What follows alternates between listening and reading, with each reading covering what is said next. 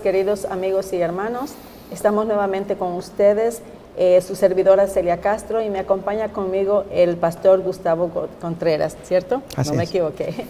Ha sido un placer nuestro estar nuevamente con ustedes, especialmente ahora que vamos a introducirnos a estudiar una de las emocionantes lecciones del libro de Apocalipsis que comenzamos a estudiar en el capítulo 19, el cual se está desarrollando de una forma pero súper interesante que poco a poco vamos a ir desarrollando en esta tarde. Y me es grato decirles a ustedes que me place mucho y agradezco mucho que ustedes nos abran las puertas de sus casas y especialmente las de sus corazones, porque sabemos que al entrar en sus corazones, el Señor entra en ellos también. Ahora, para comenzar, pastor,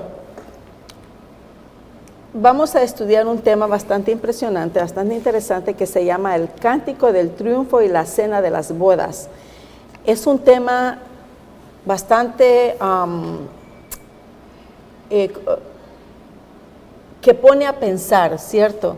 Porque dice, bueno, ¿qué cántico de triunfo? ¿Cuál es ese cántico? ¿De qué cena se está hablando y de qué bodas se está hablando? Así es que ahora vamos a ir desarrollando poco a poco, y yo sé de que usted nos va a dar una gran información en este aspecto. Y para comenzar sería que hemos estudiado en las lecciones anteriores de que va a haber eventos muy importantes antes de la segunda venida de Cristo, sí. ¿Cierto? Sí. Y también que se van a ir desarrollando ciertos eventos de las cuales ya hemos hablado también. Y también hemos hablado acerca de un cántico de triunfo que escuchó el profeta Juan en su visión. Y también ahí explica él a dónde fue que él escuchó ese cántico, y además por quiénes y qué es lo que decía el cántico, y también qué emociones fue que se encontró ahí cuando él escuchó todo eso, que son tantas preguntas en una sola, ¿verdad? ¿Cómo no? Así es que, pero si vamos a Apocalipsis 19, ahí vamos a ver parte de lo que estamos hablando. Pero claro, el pastor va a explicar, va a ampliar todo esto. Y dice, vamos a comenzar con Apocalipsis 19, versículo 1 al 4. Y dice, después de estas cosas oí una gran voz de gran compañía en el cielo, que decía, aleluya, salvación y honra y gloria y potencia al Señor Dios nuestro, porque sus juicios son verdaderos y justos. Porque él ha juzgado a la gran ramera, que ha corrompido de la tierra con su fornicación, y ha vengado la sangre de sus siervos de mano de ella. Y otra vez dijeron, aleluya, y su humo subió para siempre jamás. Y los 24 ancianos y los 4 seres vivientes se postraron en tierra y adoraron a Dios que estaba sentado sobre el trono, diciendo, amén, aleluya.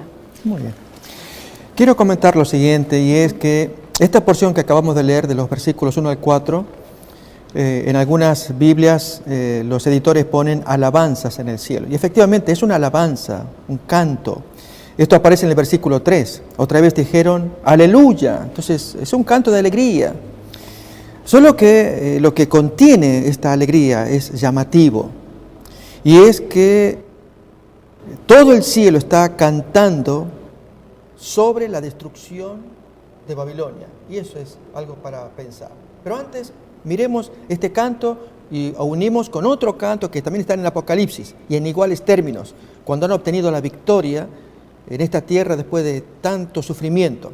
Esto aparece en el capítulo, voy a citar 15 de Apocalipsis también. Así unimos el canto del cielo con este canto de los salvados. Capítulo 15, versículo 2 en adelante, dice así.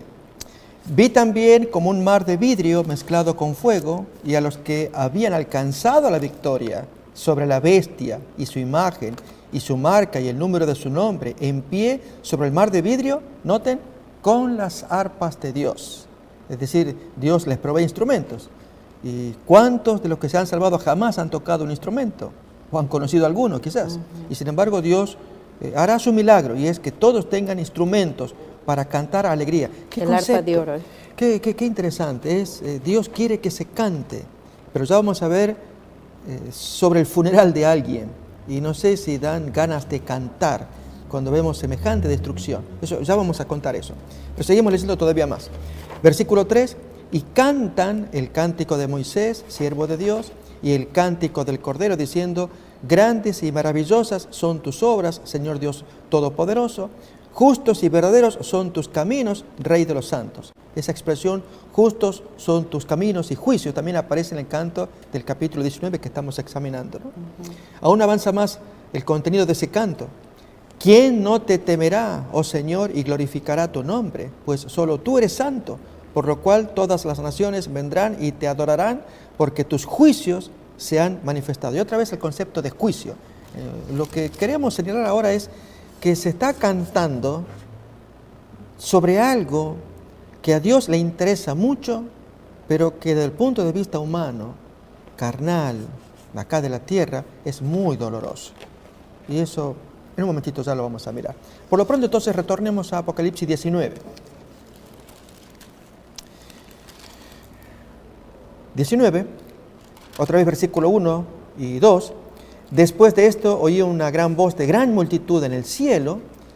Hace rato leíamos de los cantos en la tierra, de los que se habían salvado. Ahora es la gente del cielo, que decían: aleluya. Nuevamente es típico esa palabra para iniciar un canto, o promediar o aún terminar un canto. Salvación y honra y gloria y poder son del Señor Dios nuestro. Y noten esto: porque sus juicios, otra vez, son verdaderos y justos, pues ha juzgado a la gran ramera que ha corrompido la tierra con su fornicación y ha vengado la sangre de sus siervos de la mano de ella. Entonces hay alegría, canto, aún con arpas, y yo digo, sobre un funeral. ¿Usted, Celia, logra mirar esto?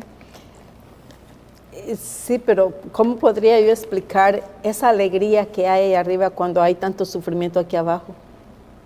Ese es el planteo. Mis queridos amigos que nos están escuchando, les queremos invitar a la siguiente reflexión. La palabra de Dios enseña que Dios está apurado, urgido a ejecutar sus juicios, es decir, su castigo por los pecados que se cometen. Y creo que nos pasa a todos nosotros que nos conmovemos con cada noticia que leemos diariamente, que nos estremece. Puras tragedias. Tragedias, violencia, crímenes tan horribles, y uno aún se pregunta, y si existe Dios, ¿cómo ocurren estas cosas? ¿Por qué lo permite? Preguntas que nos hacemos, y lógicamente merecen respuesta. Y entonces en el texto acá se responde con un canto, pero el canto incluye castigos. Y el punto que queremos reflexionar es: ¿qué ocurre si en los castigos afecta a uno de nuestros amados? Es decir, nosotros como creyentes que creemos en la palabra de Dios, esperamos gozarnos, estar del lado de los que se gozan y cantan. Pero ¿qué de aquellos que están del otro lado, que sufrieron los juicios de Dios?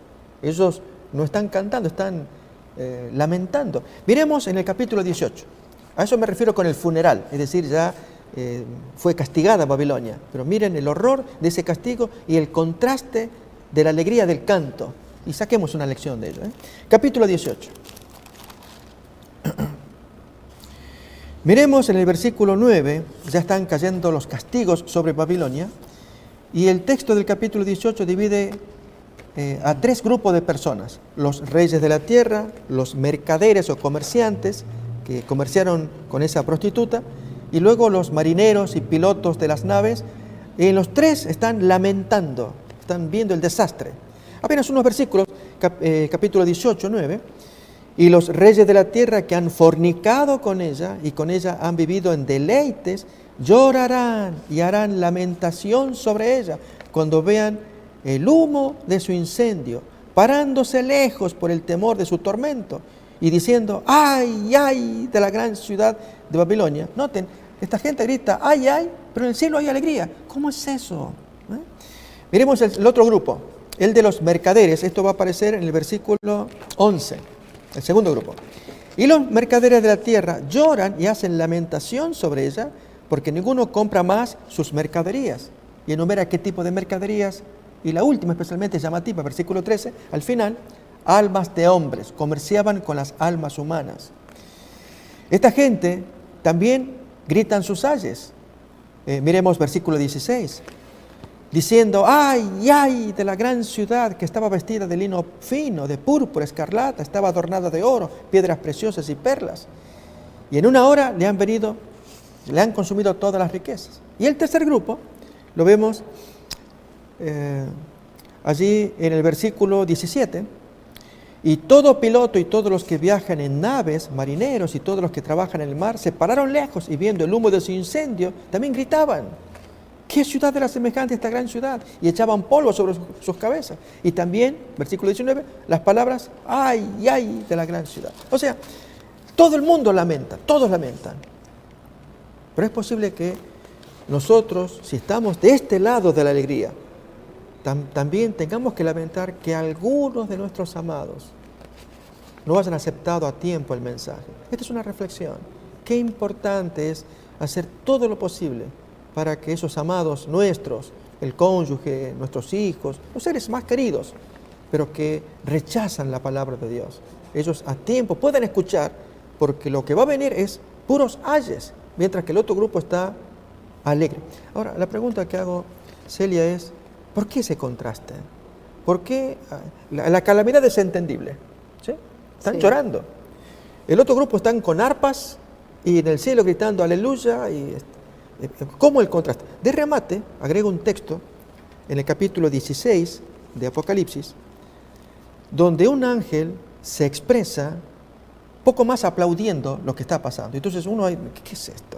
Tanta calamidad. Y miremos capítulo 16, versículo 5 y el 7 también. Y oí el ángel de las aguas, en medio de las plagas, de los castigos, que decía, justo eres tú, oh Señor, el que eres y que eras, el santo, porque has juzgado estas cosas.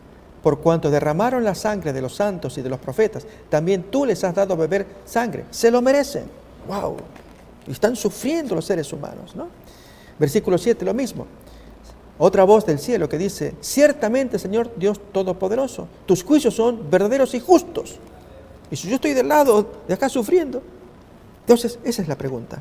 Entonces anímase a ver, ¿qué pasa? ¿Por qué tanta alegría cuando hay tanto desolación en la tierra? Bueno, yo pienso de que desolación aquí en la tierra hay de lamentación, ¿verdad? ¿Por qué? Porque ya Babilonia es destruida, la gran Babilonia es destruida por completo, ¿cierto? Uh-huh. Y sin embargo, en el cielo hay gozo de los redimidos, de la victoria que han tenido los redimidos. Y experimentar, pienso yo me quiero visualizar allá y ver todo aquello de que una vez, tanto como el apóstol Juan como la hermana White vio toda esa belleza allá, ¿no? Que pienso yo que ninguno de los dos querían regresar ya de lo bello que ya está allá. Y de la alegría de ver los redimidos allá gozosos, ya después de haber sufrido tanto aquí en la tierra y de haber culminado la victoria de la salvación y cantar el cántico de júbilo, ¿verdad? Y eso pienso yo de que ese es el gran contraste.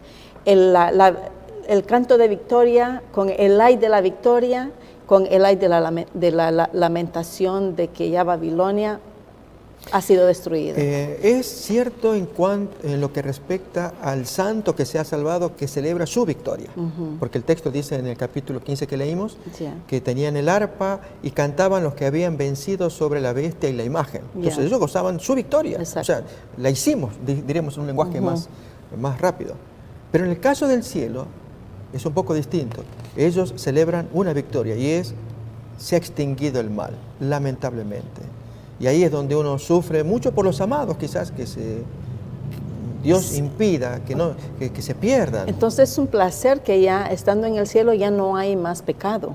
Eso en cuanto a Dios. Exacto. En cuanto a nosotros, la victoria, porque hemos obtenido cada cual su propia victoria. Pero en el caso del cielo ya el mal se extirpó, ahora se rescata a los santos y lo que queda después con esta gente es una destrucción Primero la que ocurre en la segunda venida, pero luego va a ser una universal cuando el Señor haga resucitar a los mucha impíos. gente que no estuvieron en ese momento, como los antediluvianos, Exacto. gente desde el principio del mundo, y que Dios los tiene que enfrentar a todos, porque ya se terminaron todos los casos. Entonces ese tema, que es el juicio en el milenio, eso lo vamos a ver un poquito más adelante, sí. pero lo que importa ahora es este concepto, y es empezar a ver las cosas como Dios las ve. Dios quisiera que no solamente nos ofendiera ver la consecuencia del pecado, crimen, violencia, violaciones, esa es la consecuencia, pero el pecado en sí, que nos ofenda también, que nos moleste. Doy un ejemplo. Una persona contrae SIDA porque cometió una relación indebida. Eso sería la consecuencia del pecado. Y lamenta tener el SIDA, Seguro. pero no lamenta muchas veces haber cometido la relación indebida para contraer el SIDA. Entonces, Dios quisiera que se miren ambas cosas. La consecuencia la miramos fácilmente nosotros, pero la otra solamente Dios la mira. El acto. Sí. Exacto, y es el acto, que sintamos repugnancia. Y a eso se debe el canto del cielo. Por fin sale toda esta violación de las leyes de Dios que Babilonia había generado con todos los habitantes, reyes de la tierra, en fin, toda la gente que incluso lamentan las consecuencias, no lamentan el pecado, porque dicen, ya no podremos conversar más con ella, los reyes de la tierra no podrán más fornicar con ella. Entonces, lloran que desapareció, pero no lloran el pecado. Y entonces Dios esto lo percibe. Y por eso entonces tiene que destruirlos, aún esos reyes y demás, porque si hubiera arrepentimiento, lógicamente Dios los trae. Quiere que se arrepientan, no de la consecuencia solamente, sino del acto que llevó a esa consecuencia. Lo mismo, así mismo fue con Sodoma y Gomorra, ¿no? Tuvo que destruir todo a raíz porque había mucho pecado ahí en ese. Así es. Entonces, esto es una introducción del sentido del canto, la alegría que hay en el cielo y aún en la tierra. Así es. Ahora bien, ¿qué se escucha desde el trono y qué respuesta se da a esta orden? Por ejemplo, ¿en qué se escucha desde el trono? Eso ahí vamos a ver en Apocalipsis 19:5, y dice, y salió una voz del trono que decía, load a nuestro Dios todos sus siervos, y los que teméis, así pequeños como grandes. Y en el versículo 6 dice, y oí como voz de gran multitud, y como el estruendo de muchas aguas, y como las voces de grandes truenos, diciendo, aleluya, porque reina el Señor Todopoderoso. Ahora bien, ¿qué me dice usted de eso? Hay un punto muy interesante, y es, hay una orden que viene del cielo y se cumple de parte de las criaturas. La orden del cielo es alaben, Sí. loen, como dice esa traducción, alaben, canten. Y en la tierra, el canto, y ahí viene entonces la esencia del canto. Hay una palabra clave en el versículo 6, que la vamos a leer, a ver si logramos captar el espíritu de qué es lo que Dios quiere que se cante, para que desde ahora vayamos practicando ese canto. Dice en el versículo 6 que oí, esa es la respuesta a esa orden del cielo. Y oí como la voz de una gran multitud, como el estruendo de muchas aguas, y como la voz de grandes truenos, o sea, muchas criaturas, especialmente los de la tierra, comienzan a cantar. Y estas son las palabras. Aleluya, porque el Señor nuestro Dios Todopoderoso reina. O sea, por fin ahora Dios reina. ¿Sabes, Celia? Este concepto ya aparece en una oración de Jesús. Muchas veces la hemos repetido casi de memoria, sin embargo es tan esencial a la vista del cielo. Cuando Jesús enseñó el Padre Nuestro, Él dijo, Padre nuestro que estás en los cielos, santificado sea tu nombre. ¿Recuerda más qué dijo? Padre nuestro que estás en el cielo, santificado sea tu nombre. Oh my goodness. Venga tu reino, hágase tu voluntad. Como se hace allá, en el cielo, que se como haga en la acá. tierra. Por lo tanto, imponer la voluntad de Dios, esto es, imponer la obediencia a la ley de Dios. La ley de Dios es la voluntad de Dios. Y que acá no se hace, esa es la tristeza que Dios tiene. Porque creó este mundo y que sus hijos no quieran obedecer el mandamiento. Entonces Jesús, por eso Él dijo, oren de esta manera, que venga tu reino a implantarse la voluntad, que se hace allá, que se haga acá también. Por fin ahora en el canto del capítulo 19 se cumple. Por eso es el gozo, que la voluntad de Dios se hace acá también. Pero para que se haga acá en los creyentes ahora, ustedes, en mí, en los que nos están oyendo, hay una disciplina. Es la entrega del corazón. Esto no es que, ok, vamos a hacer la voluntad de Dios. No, hay una lucha grande por varios asuntos. Primero, hay un enemigo que no lo va a permitir. Pablo lo denuncia como el Dios de este siglo, Satanás. Y por otro lado, nuestra naturaleza pecaminosa, nosotros. El mayor enemigo que podamos enfrentar, ¿quién es? Yo. Nosotros, el yo, nosotros. Y entonces, como dice Pablo en Romanos capítulo 7, el bien que quiero hacer no me sale, sino el mal que no quiero, eso me sale. Entonces, el gran conflicto. Entonces, queremos hacer la voluntad de Dios y deseamos hacer el bien, pero en acción sale lo contrario, sale el mal. Entonces, en ese conflicto dependemos de Dios, necesitamos al Señor, entregarnos a Él, que Él haga su operación en nosotros y en la lucha de cada día, del versículo del Padre Nuestro. Venga tu reino, impóngase tu voluntad en mi corazón, tal como los ángeles naturalmente lo hacen en el cielo. Pero aquí ya estamos mirando en este canto. Por fin entonces, todas las criaturas, cuando alaban, aplauden, gritan con arpas, por fin nuestro Señor Dios Todopoderoso, ¿qué decía? Reina. Reina, así es. Evidentemente Cristo habla desde el trono. Él ha pasado por todas las experiencias de los redimidos y enfrentó los más fieros ataques del enemigo. Él es aún el Hijo del Hombre. Al tomar nuestra naturaleza, el Salvador se ha unido a sí mismo a la humanidad con su vínculo que jamás podrá romperse. Por las edades eternas está ligado a nosotras. Jesús aún lleva en su cuerpo las marcas de la crucifixión. Ahora contempla con gozo supremo el dolor de su alma y queda complacido. En Isaías 53:11 nos dice, del trabajo de su alma verá y será saciado. Por su conocimiento justificará a mi siervo justo a muchos, y él llevará las iniquidades de ellos. ¿De quién está hablando aquí? De Cristo, ¿cierto? En este versículo se nos introduce una nueva escena, se nos hace regresar a la segunda venida de Cristo. Esta vez bajo el símbolo de un guerrero que sale a la batalla.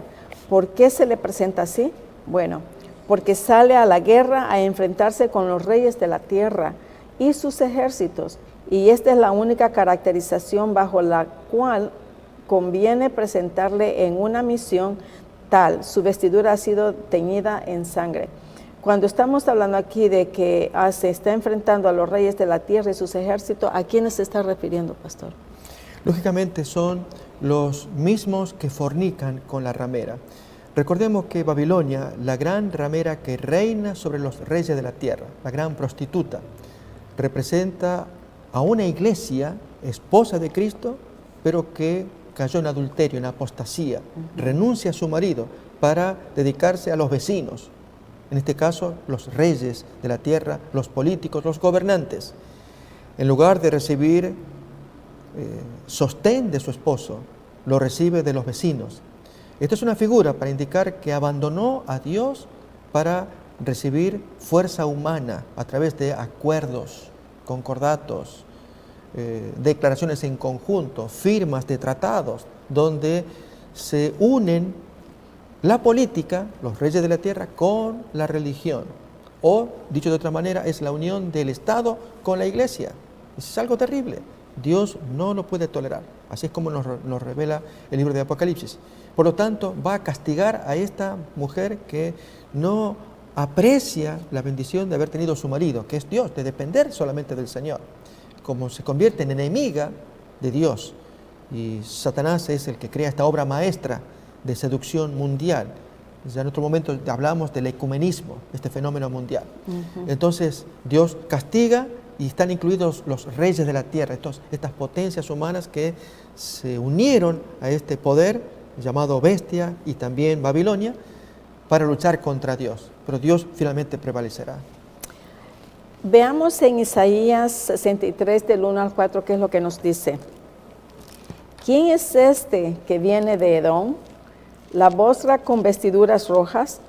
Este es hermoso en su vestir, que marcha en la grandeza de su poder.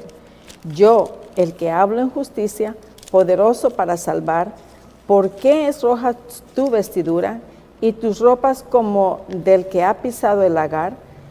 He pisado el lagar yo solo, y de los pueblos nadie fue conmigo. Los pisé con mi ira y los hollé con mi furor, y su sangre salpicó mis vestiduras y manché todo mi ropaje. Porque el día de la venganza está en mi corazón y el año de mis redimidos ha llegado. Aquí habla Cristo, ¿cierto? Así es, así es. Entonces, ver a Jesús que está cubierto, teñido en sangre, habla de su sacrificio realizado en la cruz del Calvario, y viene por lo tanto con todo el poder, con toda la dignidad, con toda su gloria para buscar a la gente que ha creído en Él. Ahora, retomando el concepto de Apocalipsis 19, de que hay un canto en la tierra y el motivo del canto es Jesús, Dios reina, todavía hay un motivo adicional de gozo. Y esto va a aparecer en el siguiente versículo, Apocalipsis 19 ahora, sí, versículo 7. A ver, Así ¿qué dice es. allí? Y decía, ¿qué otra razón especial se da para la adoración? ¿No? Y aquí nos explica, dice, gocémonos y alegrémonos y démosle gloria, porque ha venido las bodas del Cordero y su esposa se ha aparejado. Ahora, y también otra pregunta, dice, ¿quién es la novia entonces, pastor? Y la siguiente también tiene la respuesta, que sería, y vino a mí uno de los 7 ángeles que tenía las 7 copas llenas de las 7 plagas postreras y habló conmigo diciendo, ven acá, yo te mostraré la desposada, la esposa del Cordero, y me llevó en el espíritu a un monte grande y alto, y me mostró la gran ciudad santa de Jerusalén que descendía del cielo. ¿Qué me dice usted de eso, pastor? Muy bien. El versículo está hablando de un gozo, lo que quizás la parte que más se enfatiza de esta sección de Apocalipsis 19, la primera parte, los primeros versículos, es gozo, canto, alegría, porque también llegan las bodas del Cordero y la esposa se ha preparado. Incluso hay una cena que se invita a los invitados para que participen de ese casamiento, de ese encuentro entre el marido y la esposa que se ha preparado. Entonces, todo esto vamos a hablar a continuación. Y es, primeramente, ¿quién es la novia? Es la primera pregunta. Esa es la pregunta, sí, ¿quién es la esposa? ¿Qué le parece si buscamos los textos bíblicos que nos van a ayudar para identificar a esa novia? Miramos Apocalipsis 21, ¿no? Ya miramos Apocalipsis 21, lo leímos recién, vamos a leerlo un poquito después, pero busquemos otros. Gálatas capítulo 4. Muy bien.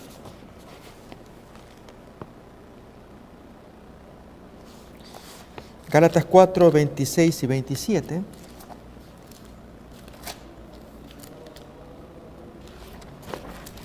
Dice ahí, mas la Jerusalén de arriba, la cual es madre de todos nosotros, es libre. Porque está escrito, regocíjate, oh estéril, tú que no das a luz, prorrumpe en júbilo, tú que no tienes dolores de parto, porque más son los hijos de la desolada que la de la que tiene marido. Así que acá estamos viendo que se habla de una Jerusalén, madre de todos, que es libre. ¿Qué versículo es ese, pues? Gálatas capítulo 4, 26 y 27. ¿Sí? Entonces estamos intentando describir lo que es la novia o aún la esposa. ¿Sí? Vamos a buscar más textos, esta vez del Antiguo Testamento, Jeremías capítulo 3, 14. Esto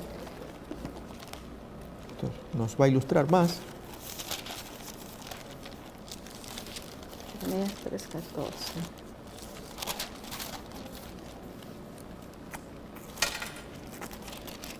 3:14.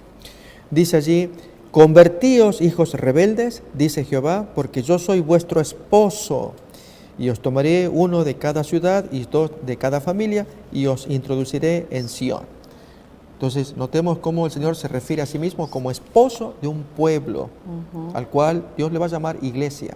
Miremos todavía más en Efesios capítulo 5, versículos 23 en adelante. Ahí también aparece el concepto de un pueblo que llega a ser la novia o la esposa del marido. Efesios capítulo 5, versículo 23 en adelante, textos preciosos. Porque el marido es cabeza de la mujer, así como Cristo es cabeza de la iglesia, la cual es su cuerpo y Él es su Salvador. Así que, como la iglesia está sujeta a Cristo, así también las casadas lo estén a sus maridos en todo. Maridos, amad a vuestras mujeres, así como Cristo amó a la iglesia y se entregó a sí mismo por ella, para santificarla, habiéndola purificado en el lavamiento del agua por la palabra, a fin de presentársela a sí mismo una iglesia gloriosa, que no tuviese mancha, ni arruga, ni cosa semejante, sino que fuese santa y sin mancha. Es decir, se usa la figura del matrimonio para ilustrar esta relación tan preciosa que hay entre el cielo y los creyentes. Es un esposorio, un matrimonio. Dios, el esposo, Jesús, el esposo, y una iglesia, un pueblo creyente. Fijémonos un texto más todavía en 2 de Corintios, capítulo 11,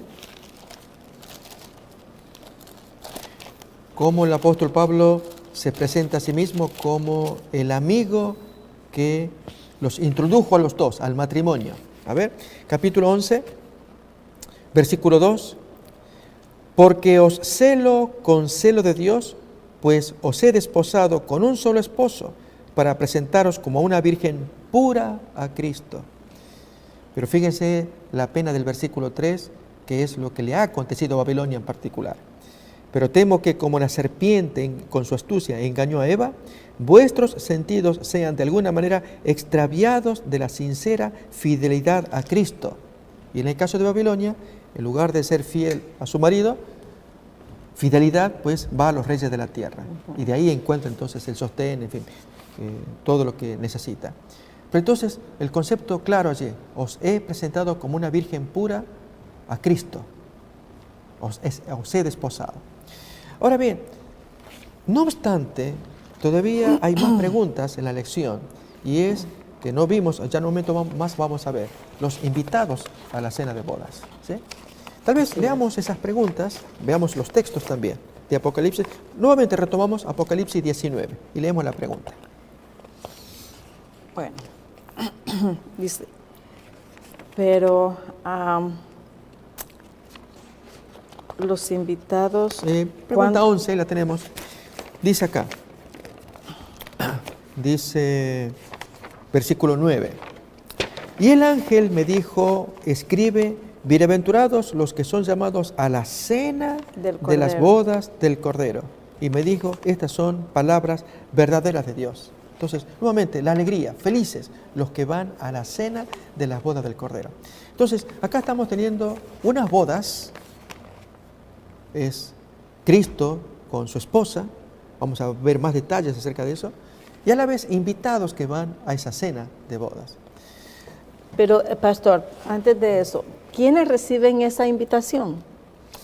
¿Qué le parece, Celia, si vamos a las parábolas del Nuevo Testamento? A ver si ahí nos responde, ¿sí?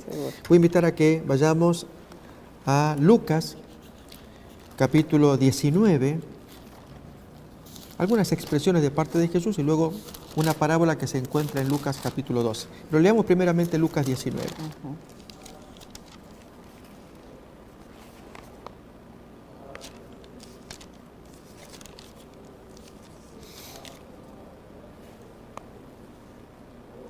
Lucas 19. Sí. Dice así en Lucas 19, versículo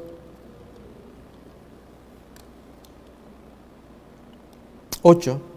Entonces Zaqueo, puesto en pie, dijo al Señor, he aquí la mitad de mis bienes doy a los pobres, y si en algo he defraudado a alguno, se lo devuelvo cuadruplicado. Entonces Jesús le manifiesta, hoy ha venido la salvación a esta casa, por cuanto él también es hijo de Abraham, porque el Hijo del Hombre vino a buscar y a salvar lo que se había perdido. Eso que se había perdido va a aparecer en una parábola. Los oyentes de esta parábola, esto va a estar en Lucas capítulo 14, sí, no le prestaron atención. Es decir, vemos Zaqueo es uno uno de los invitados, uno de los comensales de esa cena de bodas del Cordero. Pero leamos la parábola.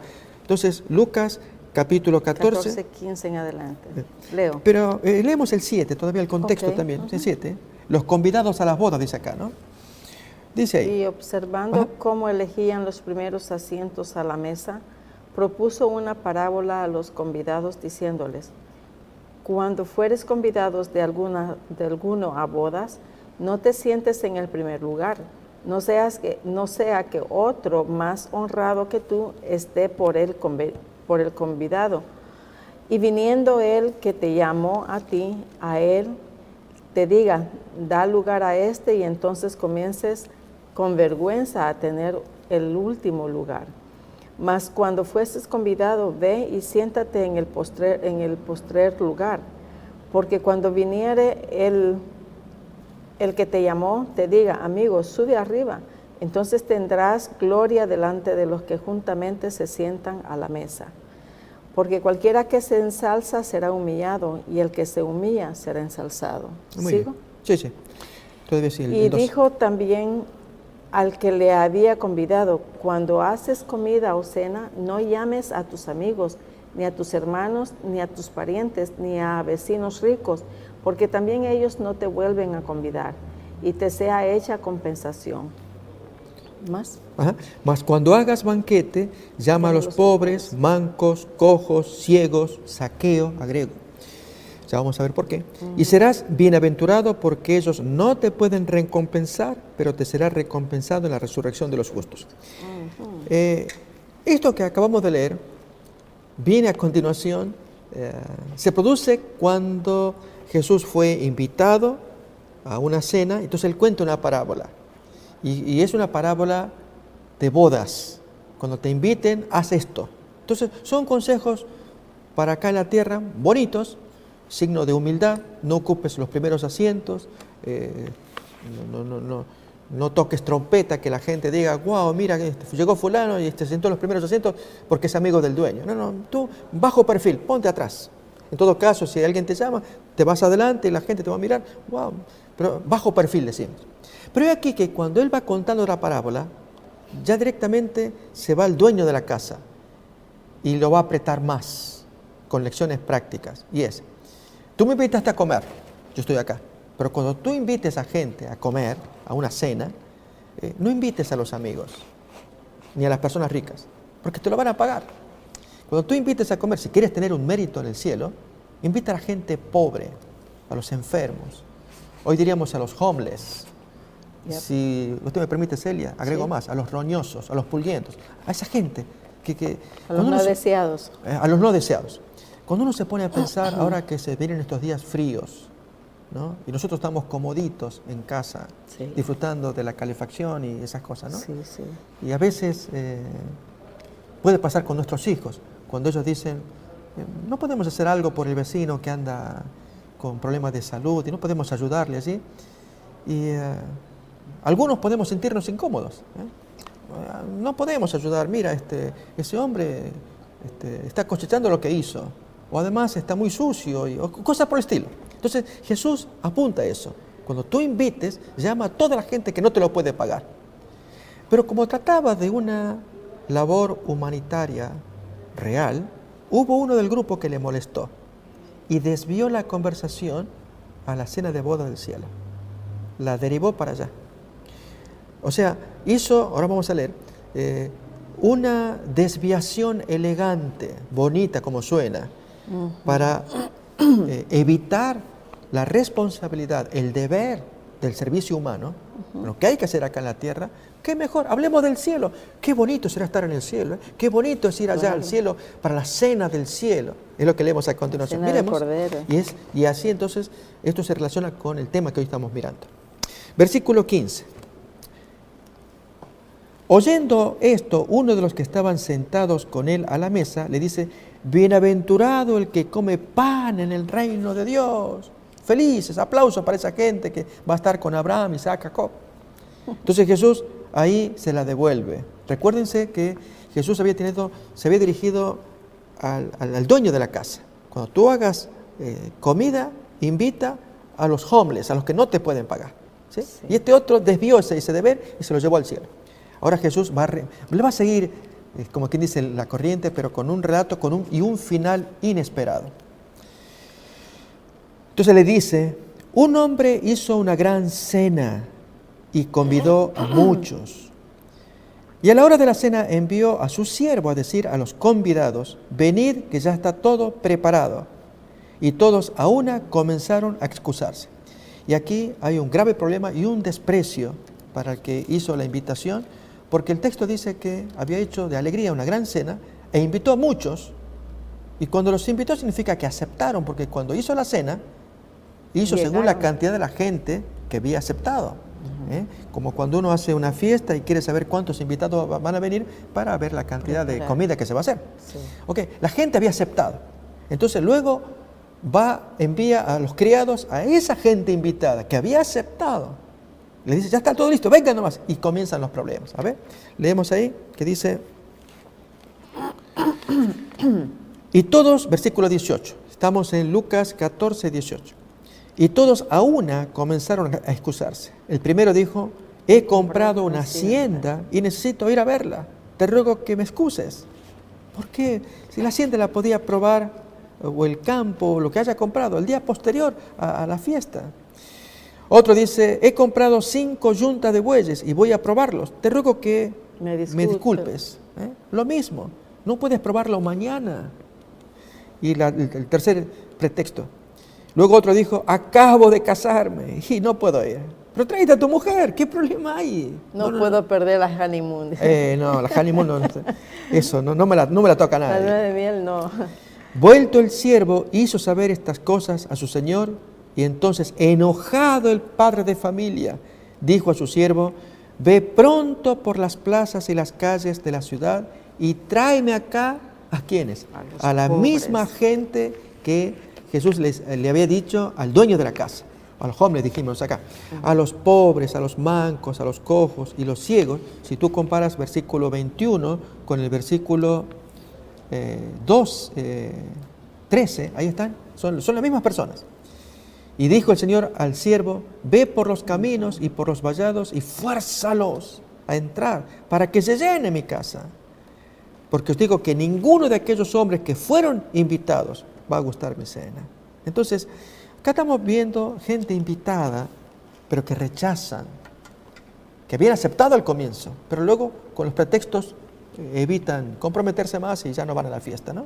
Sí. Y entonces se habla de la gente más indigna, cojos, enfermos, de todo, que se llene mi casa, de toda esa gente y bueno, por eso dijimos de Zaqueo. Entonces Zaqueo entra allí, la salvación vino a él también. Pero voy a invitar a que leamos un texto de Apocalipsis 19, versículos 11 y 12, acerca de que Jesús deja la tierra para ir a tomar unas bodas. Es una parábola. Y todo eso queremos comentar, ir armando el escenario de diferentes parábolas, pero personajes, hasta luego buscar una explicación adecuada. Dice versículos 11 y 12. ¿Usted lo quiere leer? Versículo 11, 12. Del capítulo 19. Dice, sí. Y vi el cielo abierto y he aquí un caballo blanco. Lucas 19. Oh, perdón. Mientras se busca, voy leyendo. Lucas 19, 11 y 12. Oyendo ellos estas cosas, prosiguió Jesús y dijo una parábola, por cuanto estaba cerca de Jerusalén, y ellos pensaban que el reino de Dios se manifestaría inmediatamente. Ok, aquí ya entra el Señor, aquí ya toma poder, porque Él dice que va a Jerusalén, y por todas las formas en cómo se están preparando las cosas, creo que va a tomar el poder, pero a disputárselo a Pilato y a todos al Sanedrín. Pero entonces, una gran guerra. Una gran guerra. Pero, ¿qué dice el versículo 12? Él cuenta una parábola. Dijo, un hombre noble partió a una provincia lejos para tomar para sí un reino y volver. Eso es. Entonces, él cuenta la parábola. Un hombre se fue lejos a un país lejano, sí, para tomar un reino y volver. ¿Y qué cuenta a continuación? Va a ser una historia que todos necesitamos, que es la distribución de los dones espirituales. A este se le da tanto, a este tanto, a este tanto. Entre tanto que yo me voy y ya voy a buscar mi reino.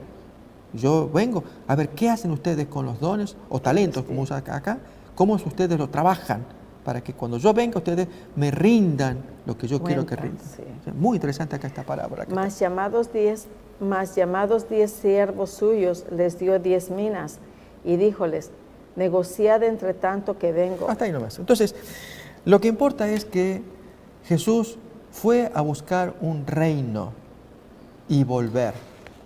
Ahora bien, vamos a Apocalipsis 19 otra vez. Todavía nos queda una parábola más para estudiar. Una que está en Mateo, pero repasamos Apocalipsis 19. 9:9, 19. 19. 19:9. Sí.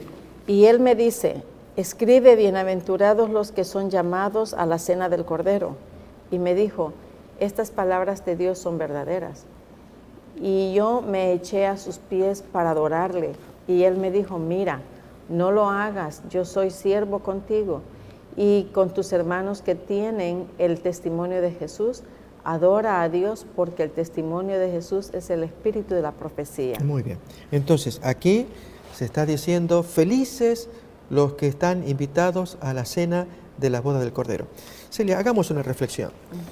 Si el texto dice, felices los que son invitados, y unámoslo con la parábola del capítulo 14 que hemos leído, de aquel individuo que desvió la atención de la plática que Jesús tenía con el dueño de la casa, cuando Jesús le daba el buen consejo. Si tú haces una comida, invita a todos los desposeídos.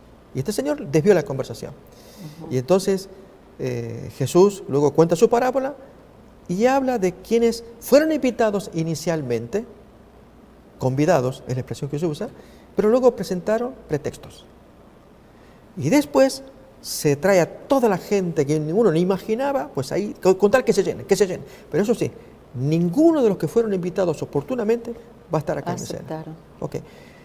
La pregunta que hago, Celia, es, ¿qué relación podríamos hacer entre esa gente y este versículo que dice acá, felices los que están siendo invitados a la cena de las bodas del Cordero? Hay un gran paralelo en realidad. A ver, así es. Hay un gran paralelo. ¿Cuál es? Porque si el Señor está invitando a la cena del Cordero, igualmente cuando Él estuvo aquí, Él invitó también a tanta gente, ¿cierto? Muchos de ellos escucharon igualmente a hoy en día. Él nos invita a cada uno de nosotros a esa boda que Él va a tener con nosotros. A esa cena de la boda. A esa cena de la boda. Entonces, ¿qué es lo que nos está diciendo? Yo quiero ser su novio, ¿cierto? Quiero que tú seas mi novia, ¿cierto? Así es que es una invitación para cada uno de nosotros a que seamos la novia del Cordero para participar en la cena de la boda del Cordero. Y agrego, ¿qué podríamos decir respecto de los pretextos? Excusas siempre hay, desafortunadamente, y especialmente cuando estamos con esa duda de que si es verdad que existe el Señor o si es verdad que lo que dice la palabra del Señor es cierto. Entonces ahí siempre va a haber excusa porque el yo y las cosas terrenales nos es más importante en nuestras vidas que en las cosas celestiales. Siempre es así. Agregaría aún más todavía, ¿qué podríamos decir respecto de aquellos que están siendo invitados, pero deben cumplir deberes en la tierra y prefieren obviarlos, desviar la atención, porque es un compromiso, hacer tareas en la tierra y hablar muy bonito de las bendiciones del cielo? Es muy fácil, pastor, es mucho más fácil hablar de las bendiciones que el Señor nos ha dado a nosotros que efectuar el trabajo que nosotros debemos de hacer a favor de las personas que aún no conocen a Cristo, ¿cierto? No sé si le agrada a Celia que le haga preguntas, pero ese es el motivo de esta lección, cómo nos hace reflexionar, ¿no? Y es que efectivamente los paralelos entre una invitación que hay de Apocalipsis 19:9, bienaventurados los que están siendo invitados a una cena, pero eso sí, no empecemos a desviar la atención cuando Jesús contó deberes en la tierra, porque Jesús luego volvió otra vez, que la gente que va a estar en el cielo es la gente que yo he descuidado en la tierra. Cuando Él dice, llenen mi casa, y vienen los mancos, cojos, enfermos, que yo descuidé. Así Porque es. Jesús le había dicho al dueño de la casa, cuando tú hagas cena, a esa gente, ayúdale, y yo, en fin, desvío la conversación. Esa es una. La otra es cuando presento excusas, pretextos, y doy mis coartadas, ¿no? Lo triste del caso es que esta gente había aceptado al comienzo la invitación, y luego cuando viene el llamado de los criados, decirle, ya está la cena lista, a esa gente que había invitado primeramente, entonces los pretextos que aparecen. Y esto refleja la situación de algunos creyentes cristianos, y es que arrancan bien, aceptando, creyendo, Pero a medio camino, a medio camino, pretextos. Y ese entusiasmo por participar de las cosas de la cena, de las cosas de Dios, va decreciendo y más atrae la yunta de bueyes terrenal. ahora, pastor, ¿cuál es la causa de que a mediado del camino se va disminuyendo esa fervosidad? Es buena pregunta, y estamos haciendo esta reflexión en base al versículo 9. Sí. Bienaventurados los que son llamados.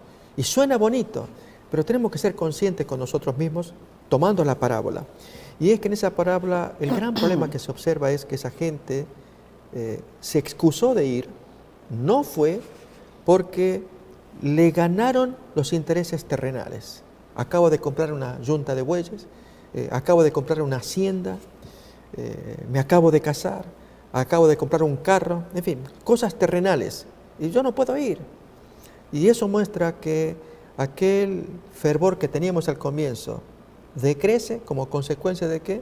De que permitimos que las cosas terrenales nos ganen. O sea, Jesús lo había dicho en forma de parábola.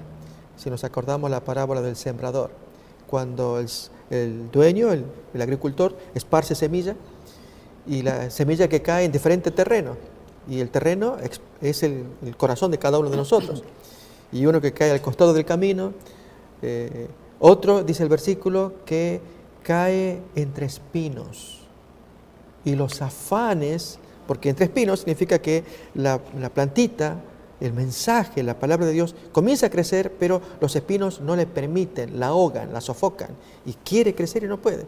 Esos espinos, miren cómo Jesús lo compara, a tantos problemas, afanes, atracciones, negocios acá terrenales, que hace que nosotros estemos más interesados en las cosas de la tierra, ¿no? Y menos interesados en las cosas de Dios, y la espina va sofocando, apagando esa semilla, esa palabra de Dios que se había sembrado en ese lugar. ¿Cuál sería la lección a sacar o a extraer? Cortar el espino, hacer lo posible para que ese espino se quite de allí y la plantita crezca. Yo tengo una preguntita, a ver si todavía tenemos tiempo para esa pregunta, para la respuesta de la pregunta. ¿Usted cree de que la disminución del deseo de seguir a Cristo durante nuestras vidas será porque hay una falta de comunicación con Él? Así es. Y el vacío se llena con otra cosa, y es, lo diríamos quizás un poquito al revés. Nos llenamos con cosas por lo cual se produce el vacío del espíritu. Si dejamos que las cosas terrenas, que son necesarias, quizá hay que comprar el carro y los gastos aquí y allá, por supuesto, pero que eso ocupe el lugar que le corresponde. No puede cubrir, llenar el espíritu. Son obligaciones que hay que, pero no descuidar la comunión con el Señor, el estudio de la palabra, las oraciones, el aprender cada vez más, el tener hambre de la palabra de Dios, aunque tengamos que cumplir con las obligaciones, pero muchas veces nos dejamos absorber y entonces la espina, el espino de los afanes, es como Jesús expresó, va ahogando esa planta y no crece, finalmente muere, y muere entonces la semilla, el interés por las cosas espirituales, y se cumple la parábola cuando allí dice que se le invita, no, perdón, yo tengo otras cosas más importantes como es mirar mis bueyes. Pero si lo podías mirar al otro día, ¿por qué no vienes si tú me diste la palabra? No. Y entonces la promesa solemne que hace el dueño de la casa, ni uno de esa gente va a gustar mi cena. Es una palabra muy firme, muy dura, que Dios llamó a esa gente y no quieren aceptar. Así es. Bueno, entonces debemos de continuar con nuestra comunicación a Cristo para que ese deseo de como el primer amor que le llamamos, ¿verdad? Cuando nosotros recién conocemos a Cristo, continúe durante el transcurso de nuestra vida y no disminuir, ¿cierto? Sí, eso es. Okay. Y en minutos más que ya vamos a retornar, queremos decir que quedan preguntas pendientes. Y es, en la lección estamos mirando una gran cena de bodas, miramos una esposa y miramos invitados a la cena de bodas. ¿Quiénes son los personajes? Si la esposa decimos que es la iglesia, entonces si es la esposa, los invitados son la iglesia, invitados a ver a la esposa. O sea, si la esposa es la iglesia, los invitados también. ¿Y en qué momento? ¿Qué es eso? Entonces, eso lo queremos mirar en un momentito más cuando ya retornamos para repasar más este tema de Apocalipsis 19, del versículo 1 al versículo 10. Así es. Bueno, queridos hermanos, regresamos en unos momentos, pero al regreso continuaremos con esta preciosa lección que estamos apenas por desarrollando. Que el Señor los bendiga. Amén. Nos veremos en un ratito. No Amén. cambien de canal. Amén.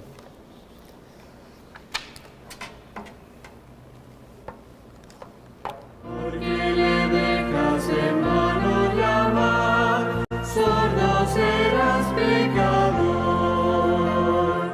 Llámate hoy, llámate hoy. Hoy ven a Cristo y dile mi alma te doy.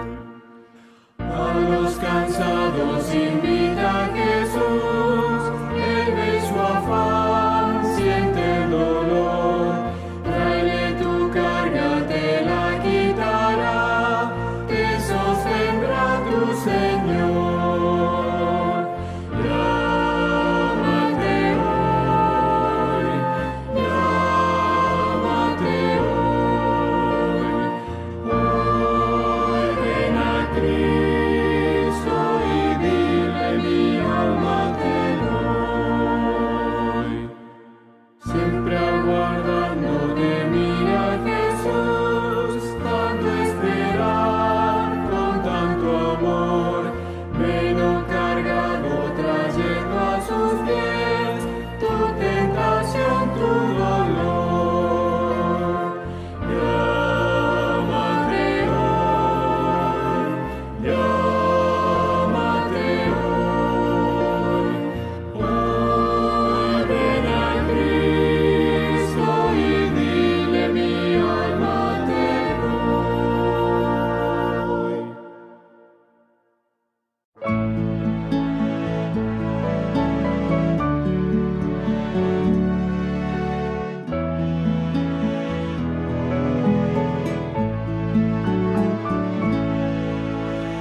Dios al pródigo llama que venga sin tardar.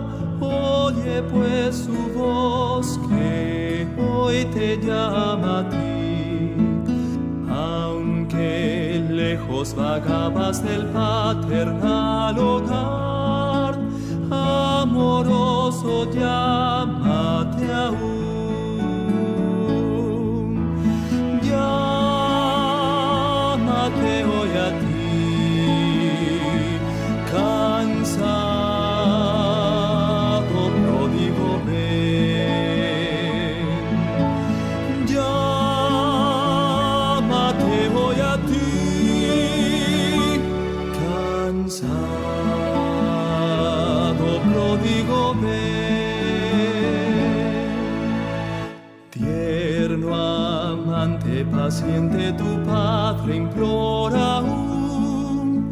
Oye pues su voz que hoy te llama a ti.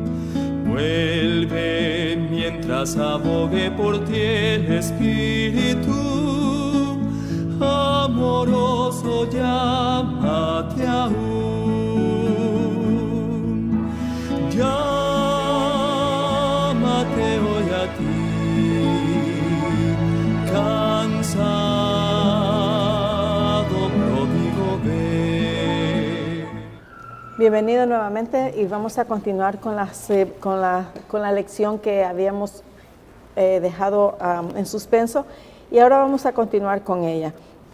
Nos habíamos quedado, pastor, con la pregunta acerca de la invitación a la cena de la boda del Cordero. Y estábamos viendo la diferencia no la diferencia, sino que estábamos viendo a los invitados que el Señor invita, pero que ellos aceptan primeramente, pero que después ellos rechazan la invitación. Y por lo tanto, el Señor les dice a sus siervos que vayan a invitar a los demás, a los pobres, a los cojos, a los desahuciados, a los que no quiere nadie, ¿verdad? Entonces, ahora bien, entonces en la cena, ¿quién servirá en la cena? Muy bien. No solamente quién servirá, sino quiénes participan. Y también quiénes participan. Claro. Voy a invitar a que leamos Apocalipsis capítulo 19, versículos 7 al 9, mayormente.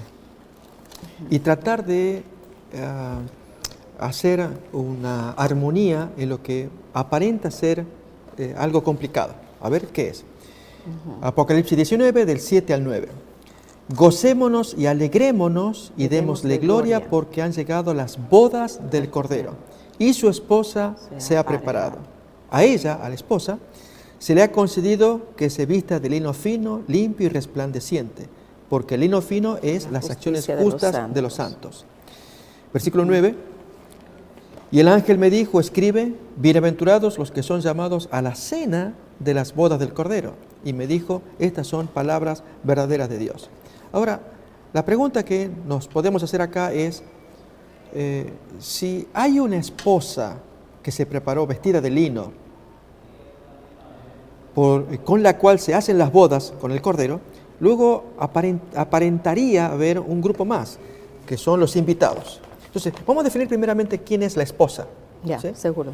Para ver que no es lo mismo la esposa que los invitados. Esto aparece en el capítulo 21, texto que ya hemos leído, pero lo repasamos otra vez. Versículo 9 y 10. Dice así. Vino entonces a mí uno de los 7 ángeles que tenía las 7 copas llenas de las 7 plagas postreras y habló conmigo. De paso, agrego, es interesante ver que se muestra los mismos ángeles que van a derramar las copas. Uno le va a mostrar a la Babilonia prostituta, a esa esposa caída. Otro de los ángeles de las 7 plagas le va a mostrar a la esposa de Cristo. Interesante allí ver ese detalle.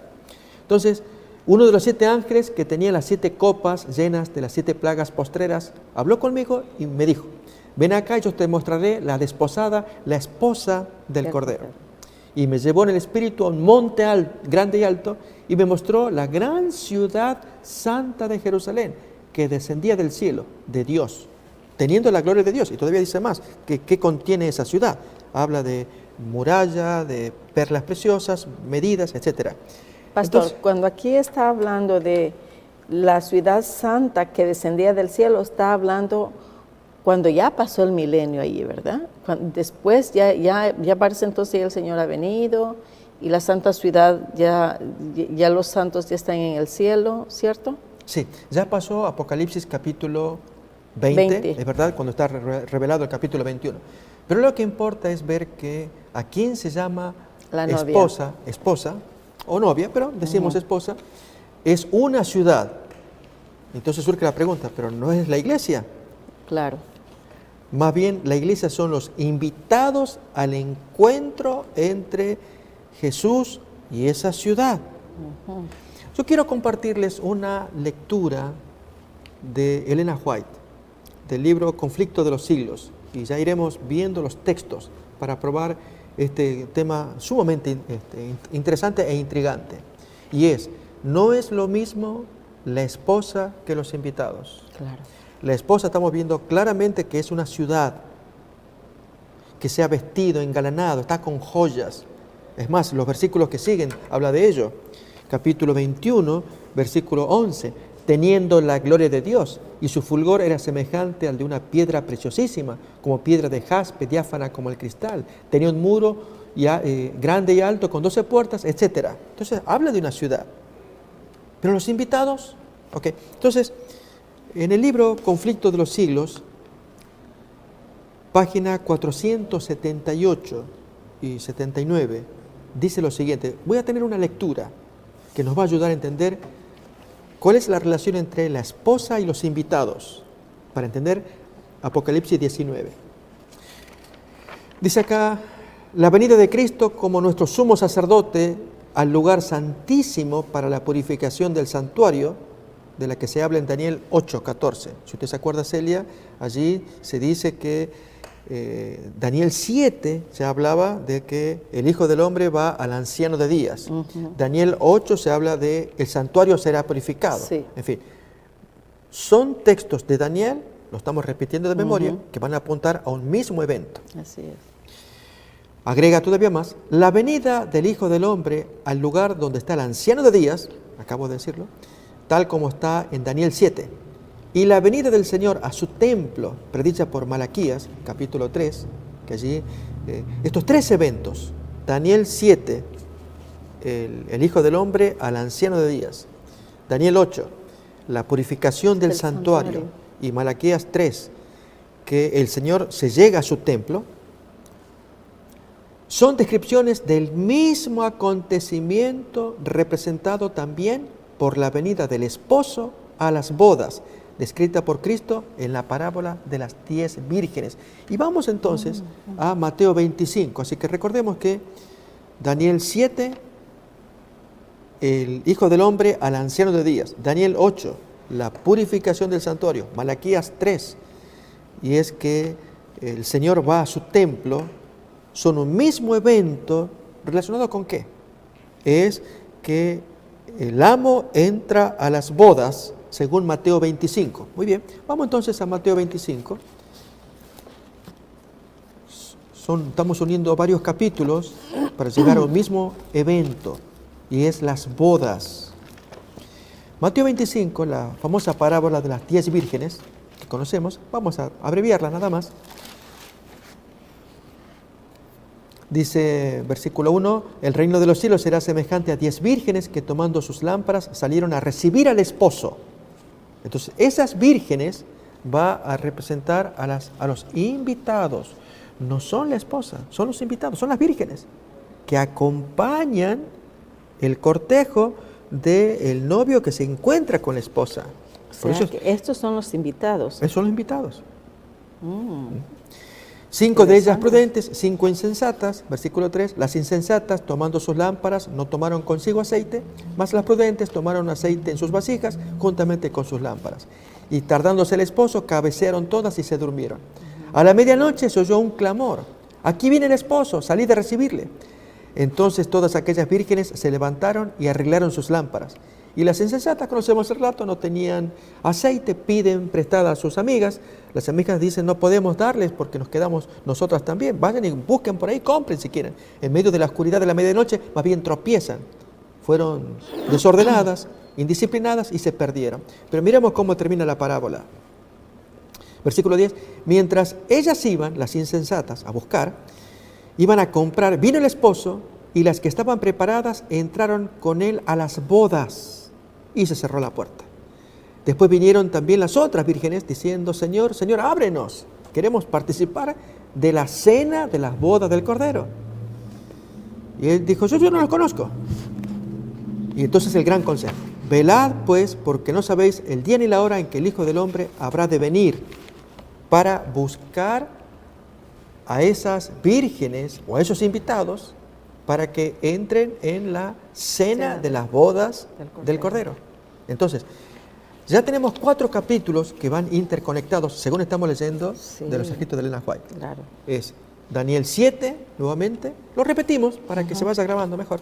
Daniel 7, que es el Hijo del Hombre que llega al anciano de días. Daniel 8, que habla de la purificación del santuario. Cuando 8:14. preguntan, ahí dice el diálogo entre dos santos. ¿Y cuándo va a terminar la prevaricación? Hasta 2300 tardes y mañana. Luego el santuario será purificado. Luego entonces, Malaquías 3, cuando habla de el Señor que se presenta a su templo. Y luego esta parábola, donde vírgenes prudentes entran a la cena cuando el esposo viene para unas bodas. Entonces entran a la cena de las bodas. Con estos 4 capítulos en mente, sigo leyendo. Históricamente, ¿cómo se cumplió? En el verano y otoño de 1844, verano estamos pensando, es el tiempo de julio, mediados de año del hemisferio norte, y luego otoño. Esto estamos hablando de aproximadamente agosto con Samuel Snow. Este fue el predicador que comenzó a dar el mensaje de la fecha de la segunda venida. Él fue el primero que dio, 22 de octubre de 1844. Fue hecha esta proclamación: he aquí, viene el esposo. Se conocieron entonces las 2 clases de personas representadas por las vírgenes prudentes y fatuas. La una que esperaba con regocijo para el 22 de octubre, mucha alegría, la aparición de su Señor, y se había estado preparando diligentemente para ir a su encuentro.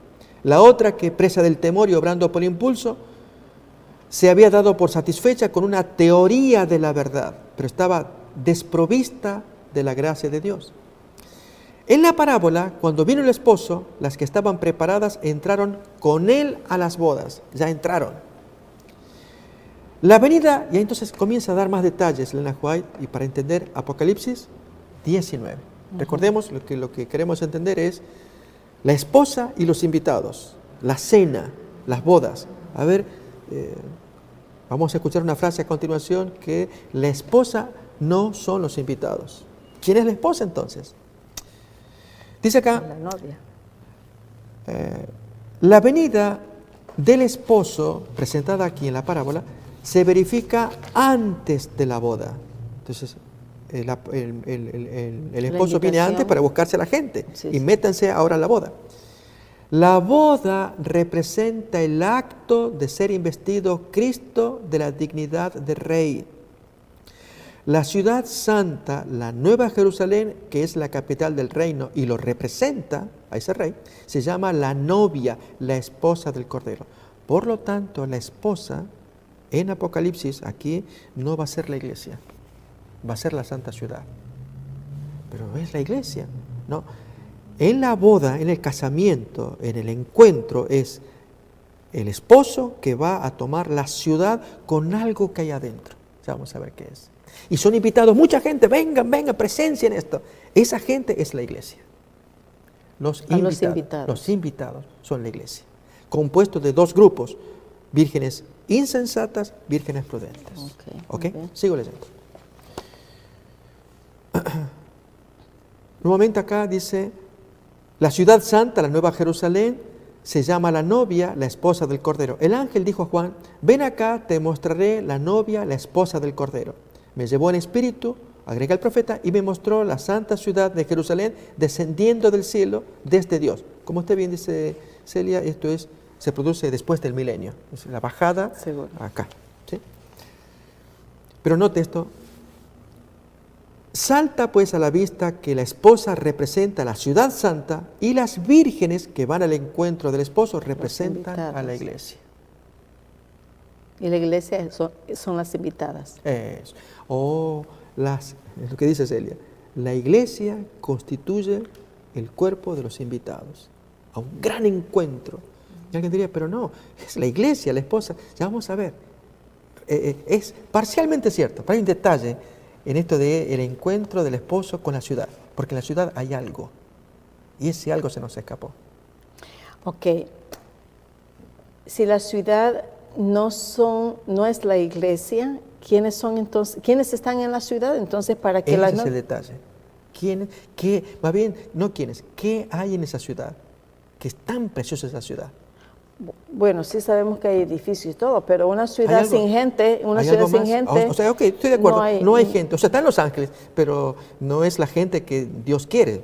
Él viene a salvar a su iglesia, a los hombres acá creyentes en la tierra, no a Los Ángeles. Pero en esa ciudad hay algo. ¿Y qué hay? Además de edificios. Los Ángeles están afuera. Ok. Hay libros donde su nombre, Celia, y el mío están. Donde el nombre de aquellos de ustedes que creen están. Y el Señor quiere tomar esa ciudad con todos los nombres, los libros del cielo. Ese es el gran encuentro que Jesús, más que con un edificio, es con los libros que están allí. representando a nosotros. Nosotros estamos en la tierra, pero es aquí que las cosas que hacemos acá se escriben literalmente. Es otro pensamiento de Elena White, muy bonito, pero está basado en la Biblia, que va a juzgar a los hombres según las cosas escritas en los libros. Y en los libros está calcado como placa fotográfica la historia del individuo. Y aparece en nuestros pensamientos, aparecemos el otro yo, por decirlo de una manera. Tan calcado que, hasta diría yo más, que es más original aquello que nosotros. Ay, pastor, no entiendo. ¿Cómo? Acá está el original, soy yo acá el original. No, me refiero a que ahí quedó tan calcado, pero aquí yo me lo olvido. Y aquí yo me confío. Y aquí yo creo que porque he orado ya, y porque voy a la iglesia, y porque leo la Biblia, ya creo que ya estoy en condiciones. Y en el libro allí aparecen mis pensamientos más íntimos, mis intenciones, que a veces hasta yo mismo las desconozco. Esto lo cuenta el salmista David. Líbrame de mis pecados, los que me son ocultos. Está en un salmo. Entonces, que todo el yo de acá está plasmado en el libro, es más grave. Porque está allí, pero aquí yo me descuidé, lo olvidé. Que me acuerdo. Qué importante es pedirle a Dios que nos ayude a vernos a nosotros mismos, para que nos miremos tal como Dios nos mira en los libros. Es una cosa tremenda, no podemos imaginar. Me ha dejado aturdida, me ha dejado anonadada, porque según yo, la esposa del Cordero, o sea, la esposa de Jesucristo, es la iglesia. Así es, pero yo dije de acuerdo a Apocalipsis, porque la esposa es de acuerdo al resto de los libros, Efesios, 2 de Corintios, textos que hemos leído. Pero en Apocalipsis, capítulo 19, cuando se usa la figura de la esposa, va a ser la ciudad con los libros adentro. Entonces, en la ciudad no hay más que libros y edificios. Sí. No hay personas. Todavía no, hay hasta que lleguen los invitados que van a verse allí con sus libros. O sea, es Dios que, eso es el tema de la semana que viene, cuando rescata a su iglesia y los sienta frente a los libros durante 1000 años. Pero va a ser el libro de los pecadores. Ya nuestros casos han sido estudiados en los libros que están en el cielo. Ahora, pastor, ¿cómo es que la novia está vestida? Ok. La novia o la esposa. El punto es, ahora, usted dijo algo interesante, Celia, y si usted se siente aturdida, yo más. Y es, ¿vamos a hablar de la novia o de los invitados? Bueno, ahora que con la explicación que usted nos ha dado, yo puedo comprender que entonces, ¿cómo irán vestidos los invitados? Ok. No, lógicamente. No, pero el texto va a hablar de la esposa vestida de lino, y ahí dice qué. Vamos a ver qué interesante que esto de novia o esposa es sinónimo, va a ser sinónimo. Se va a identificar primeramente con la ciudad, pero también con los hijos de esa ciudad, dijimos los libros, Sí. que son los invitados. Okay. O sea, yo incluso quisiera seguir leyendo un poquito más. Es fascinante esta lectura, así se entiende qué es esto de tomar posesión de la ciudad. La ciudad Seguro. con los libros adentro. Ajá. Es lo que Jesús tanto anhelaba desde 1844. Ahí comenzó las bodas. Vamos a leerlo ahora. Es cuando Jesús, Daniel 7, el Hijo del Hombre va al anciano de días. Daniel 8, cuando comienza la purificación del santuario. Malaquías capítulo 3, cuando el Señor se presenta en el templo, en el lugar santísimo. Mateo capítulo 25, cuando la iglesia, las invitadas, entran a esas bodas, y las bodas comienzan en 1844. ¿No? Es el casamiento, cuando Jesús es hecho rey de una ciudad que es reina. Pero en la ciudad, recuerda, están los libros. Sí. Y ese es el tesoro más precioso que Dios tiene, porque nosotros estamos acá. Yeah. Pero tenemos que estar mirando allí el lugar santísimo donde Jesús está juzgando. Comenzó primero el juicio de los muertos, en algún momento el de los vivos. Y comienza con los santos. Claro. ¿Sí? En algún momento tocará a usted y a mí, de los vivos santos. Y en los libros, pero acá en la tierra se tiene que verificar una armonía, una anuencia entre el libro que está juzgando allá y este cuerpo que está acá en la tierra. Porque si en el libro juzga, pero acá yo cometo desórdenes con este cuerpo, esos desórdenes van a aparecer plasmados en el libro y Dios tiene que juzgar aquello también. Es tan importante el concepto. Pero sigo leyendo acá esta cita de Elena White. Reitero, es Conflicto de los Siglos, página 478 en adelante. Ahí es donde estamos leyendo. Dice, salta pues a la vista que la esposa representa la ciudad santa y las vírgenes que van al encuentro del esposo representan a la iglesia. En el Apocalipsis el pueblo de Dios lo constituyen los invitados a la cena de las bodas. Ese es el pueblo de Dios, o sea, la iglesia. Y acá Elena White lo pone lo marca con bastardilla, o sea, la escritura se señala. Si son los invitados, no puede representar también a la esposa. Son dos cosas distintas. Pero recuerden, siempre esto en Apocalipsis, porque el Señor quiso dar esa figura de distinguir entre una y otra cosa para enseñar un mensaje con la esposa y un mensaje con los invitados. Cristo, según el profeta Daniel, recibiría del anciano de días en el cielo, eso está en Daniel 7, el dominio, la gloria y el reino. Eso es las bodas. 1844. Cuando Jesús se enfrenta al anciano de días y Miller, cuando creyó y predicó estas cosas, creyó que Jesús, al ir al anciano, era venir acá a la tierra. Ese es el error que él cometió. Recibirá entonces la nueva Jerusalén, la capital de su reino, preparada como una novia engalanada para su esposo.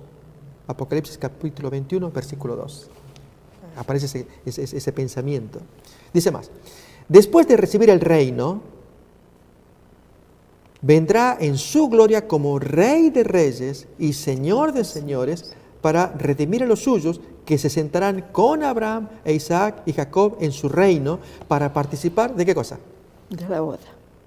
De la cena del Cordero. De la cena de la boda del Cordero. A eso Jesús se refiere cuando dice que cuando se haga esa cena, ahí ustedes verán, dice así, a Abraham, Isaac y Jacob y a todos los pecadores allí, pero ustedes, los hijos del reino, quedan afuera. Es terrible ese pensamiento. Es decir, no participarán en la segunda venida, en esa llevada que se los lleva para el encuentro de Jesús con su reino. La proclamación, he aquí que viene el esposo, estoy leyendo la página 479 ahora, en el verano de 1844, esto es en el mes de junio-julio de ese año, indujo a miles de personas a esperar el advenimiento inmediato del Señor. Aquí viene el esposo. No, el esposo era que entraba a las bodas, pero quería llevarse gente consigo para meterlas en las bodas. Entonces, pastor, si nos vamos a ir a 1844, me estoy pensando, a ellos les pasó igualmente que las 10 vírgenes. O sea, que alguien las despertó y que luego ahí viene el novio, y si no estuvieron listas, se quedaron, las que estuvieron listas fueron con él. Eso. Entran entonces a las bodas, pero entran como invitados. Dice Maestro de acá, en el tiempo señalado vino el esposo, no a la tierra, como el pueblo lo esperaba, sino hasta donde estaba el anciano de días en el cielo, a las bodas, es decir, a recibir su reina. Ahí dice claramente, va a repetir siempre el concepto, que las bodas es recibir la santa ciudad, el reino. Las que estaban preparadas entraron con él a las bodas y se cerró la puerta. No iban a asistir en persona a las bodas, ya que estas se verifican en el cielo, 1844 en adelante, mientras que ellas están aquí en la tierra. Los discípulos de Cristo habrán de esperar a su Señor cuando haya de volver de las bodas. Y cita el texto de Lucas 12:36, que lo podemos leer. Lucas 12:36. Versículo 35. Estén ceñidos vuestros lomos y vuestras lámparas encendidas, y vosotros sed semejantes a hombres que aguardan a que su Señor regrese de las bodas, para que cuando llegue y llame, le abran enseguida.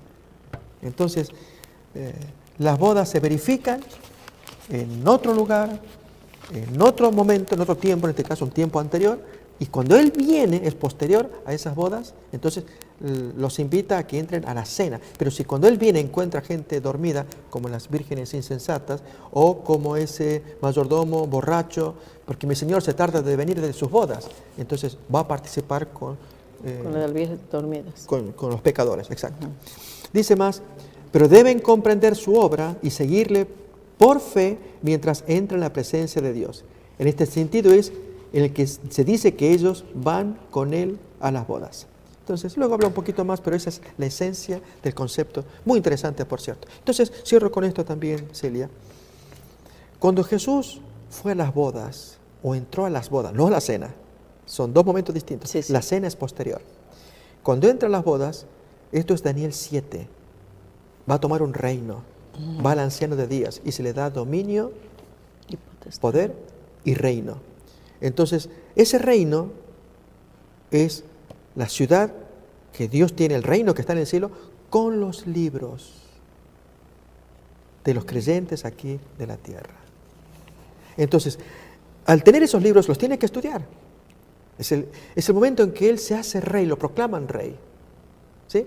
Y entonces va a ver a su esposa. Y su esposa, pues acá, nombre fulano, nombre sutano, desde Adán en adelante. Es el juicio.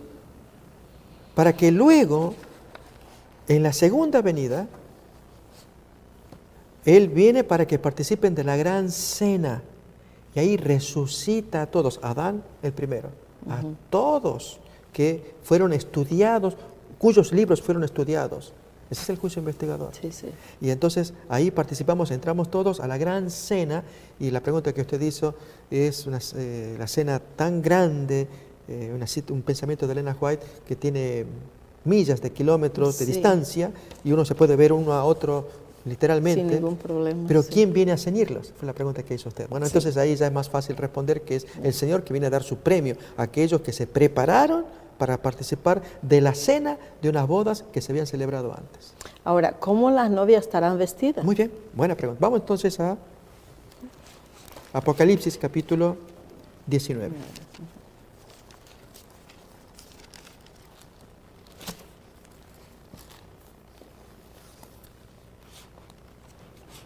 19, 11 y 12 y dice, y vi el cielo abierto No, y este es el versículo 8, 19, 8. 8, ok, dice. sí. Y le fue dado que se vista de lino fino, limpio y brillante, porque el lino fino es la justicia de los santos. Ahí está. Entonces, ese es el asunto tan interesante, el interjuego entre la esposa, que es la ciudad, pero la vestidura que tiene. A ver, ¿cómo podemos ver esta belleza? Se dijo por el texto bíblico que la ciudad, que la esposa era una ciudad. Sí, Pero ahora se dice que esa esposa está vestida de lino fino. de acciones justas de los santos, lino fino. ¿Cómo es que la ciudad está, cómo podríamos nuestra mente armonizar? Que la esposa es la ciudad que baja del cielo, esa es la esposa. Y se nos dice que ahora esa esposa está vestida de acciones justas de los santos. ¿Cómo usted podría hacer la armonía? ¿En qué sentido esa ciudad está engalanada, preciosa, vestida? Es una ciudad. Con la justicia del Señor, con la... Lógicamente, Ya. la justicia de Cristo va a ser la luz que haga brillar a esa esposa, lógicamente la presencia de Cristo. Pero no obstante, el texto 19:8 que usted acaba de leer dice realmente que ella está vestida de las acciones justas de los santos. La pregunta que hago es para la reflexión, ¿cómo podemos ver en la ciudad, en esos edificios, dijo usted hace rato? E incluso de eso trata capítulo 21, cuando dice que la ciudad tiene un muro alto, tiene tantas puertas, de jaspe, en fin, está engalanada. Pero dice, vestida de las acciones justas de los santos. ¿Cómo puede armonizar? Bueno, Si la es un justicia- edificio y está vestido el edificio, engalanada, entonces uno esperaría ver, bueno, está pintado, está bonito, y acá esta puerta del lado izquierdo está del color jaspe, del lado derecho está del color crisólito, que son las piedras que se mencionan. Sí. Pero dice acciones justas de los santos. ¿Expliquen? Muy bien. Vamos entonces a explicar. Miremos, la respuesta está en Apocalipsis capítulo 20 y 21. 20 y 21 dice. Por cierto, este capítulo 20 lo vamos a ver más adelante, ¿no? Ok, sí. Versículo 11 en adelante, si usted quiere comenzar a leer. Oh, desde el 11. 20, 11 en adelante. Dice, teniendo la claridad de Dios 20, 11. Oh, 20, 11, ok.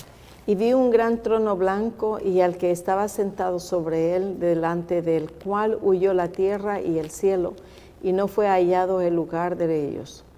Y vi a los muertos grandes y pequeños que estaban ante Dios, y los libros fueron abiertos, y otro libro fue abierto, el cual es de la vida, y fueron juzgados los muertos por las cosas que estaban escritas en los libros, según sus obras.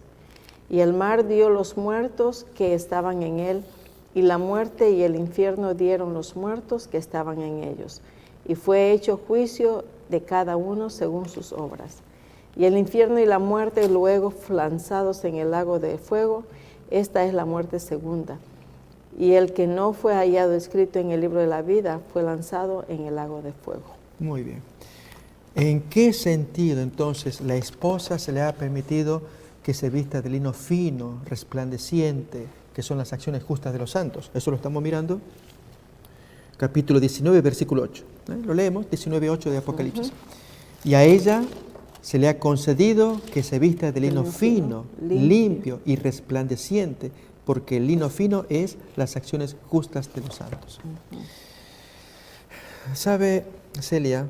Cuando el Señor, Daniel capítulo 7, se enfrenta con el anciano de días, cuando allí comienza la purificación del santuario, según Daniel 8, cuando el Señor entra al templo, según Malaquías 3:1, cuando el esposo va a ir a las bodas y está esperando que las novias, las invitadas, mejor, las vírgenes, estén preparadas. Y se dice que la esposa está engalanada. Sucede que la están engalanando. Engalanar a una esposa, a una ciudad, tiene un nombre que los adventistas usamos. Es el juicio investigador. Es ponerla hermosa.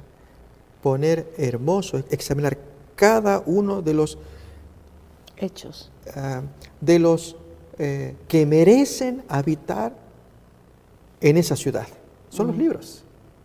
Entonces, cuando se van estudiando los nombres de los habitantes de esa ciudad, recordemos que el Señor no es que se casa con una ciudad, Él se casa con los nombres que están allí. Y eso hay que hacer un juicio investigador. Es revisar todos los nombres, y allí es cuando se está poniendo hermosa, engalanada, con lino finísimo. Se ha hecho el juicio En el juicio investigador. Eso es antes de la boda. Eso es la boda. Oh, okay. La cena de las bodas, eso viene después. Vamos a celebrar. Ya. Miren a la esposa, y es todos los que están limpios para participar de una cena. ¿Dónde aparece esto? En una parábola. ¿La podemos estudiar? ¿Seguro? Mateo capítulo 22. Vamos a ver en esa parábola cómo Jesús enseña este Capítulo principio. 22, versículo. Sí, el principio de que Él invita a una cena, es muy parecida a la otra parábola de las excusas, pero en esta cena que Él va a hacer, hay detalles interesantes que tienen que ver con engalanar a esa esposa. Capítulo 22, versículo 1, lo voy a leer, es la parábola de la fiesta de bodas. Respondiendo Jesús les volvió a hablar en parábolas, diciendo: el reino de los cielos es semejante a un rey que hizo fiesta de bodas a su hijo. Notemos que es una fiesta de bodas, lo que llamaríamos nosotros, está la cena que es posterior A la boda. a la boda, y entonces acá se invita a esa gente, ¿sí?, a la fiesta del casamiento. Y envió a sus siervos a llamar a los convidados a las bodas, mas estos no quisieron venir. El mismo problema que miramos en la parábola de Lucas 14. Sí. O sea, se los invitó la primera vez y ahora presentan excusas, no quieren ir. Diciendo, díganle a los convidados, he aquí, he preparado mi comida pues eso es la cena de las bodas. Mis toros y animales engordados han sido muertos y todo está dispuesto. Venid a las bodas o venid a la fiesta. Pero ellos, sin hacer caso, se fueron, uno a su labranza, el otro a sus negocios. Otra vez, el mismo principio que miramos en Lucas 14. El interés por las cosas carnales, terrenales. La apatía por lo espiritual, el desinterés. Y otros, tomando a los siervos, los afrentaron y los mataron. Ya se agravó demasiado. Y esto se cumple históricamente con la invitación que Dios les hizo al pueblo judío por medio de los profetas, de que escuchen el mensaje de los siervos, que eran los profetas. En lugar de escuchar la invitación, les hacían daño. ¿Sí? Al oírlo el rey, se enojó y enviando sus ejércitos, destruyó a aquellos homicidas y quemó su ciudad. Y esto se cumplió literalmente con el pueblo judío y la ciudad de Jerusalén destruida unos 39 años después de haber pronunciado estas palabras. Jesús las dijo por el año 31, aproximadamente 30, él murió en el año 31. Por ese tiempo él estaba dando estas parábolas y 39 años más tarde pues se cumple con la destrucción de Jerusalén, en el año 70. Entonces dice a sus siervos, las bodas a la verdad están preparadas, mas los que fueron convidados no eran dignos. Id pues a las salidas de los caminos y llamad a las bodas a cuantos halléis. Muy parecido a Lucas 14. Pero acá hay detalles que no están en Lucas. Y saliendo los siervos por los caminos, juntaron a todos los que hallaron juntamente malos y buenos. A ver, malos y buenos, entonces van a entrar en esa fiesta. Exacto. Sí, interesante. Las bodas fueron llenas de convidados. ¿Qué dice? Buenos y malos. Sí, mis queridos amigos que están escuchando, Dios llama a todos. No, uno supondría, solamente llama a los buenos. A los malos no. No, el texto acá dice, llama a los buenos y malos. Pero hay un detalle. Ese detalle vamos a mirarlo acá. Clave. Y entró el rey para ver a los invitados, a los que lograron entrar. Y vio allí a un hombre que no estaba vestido de boda. Y le dijo, amigo, ¿cómo entraste aquí sin estar vestido de boda? Pero él enmudeció. ¿Qué es lo que pasaba? La fiesta consistía en que los invitaban a todos, malos incluidos, pero en la entrada se les proveía ropa. Y la ropa era el vestido que... De justicia. Sí, eso es la explicación posterior. Okay. Pero vamos a entender la parábola primero. Se les proveía la ropa para que no se pudiera mirar que si era muy pobre, que si era muy rico. No. Acá tenemos la ropa, yo proveo la ropa. Este tipo de ropa suele pasar acá en este país y pienso que en otros lugares también cuando hay graduaciones. Y entonces se visten a los graduandos con una toga, una ropa, y allí entonces no importa si el que se gradúa es una persona pobre o no, cómo viene vestida, si de una manera agradable o desagradable, hay vestimentas que pueden no ser agradables.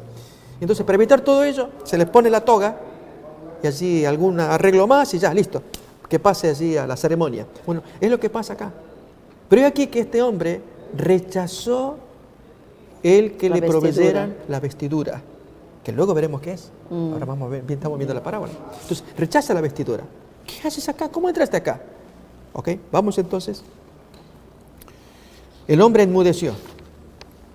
Había entrado, se le invitó, se deseó que estuviera, pero era indigno por su rebelión. No acepto la ropa, no quiero esa ropa, yo entro como quiero. No, así no es.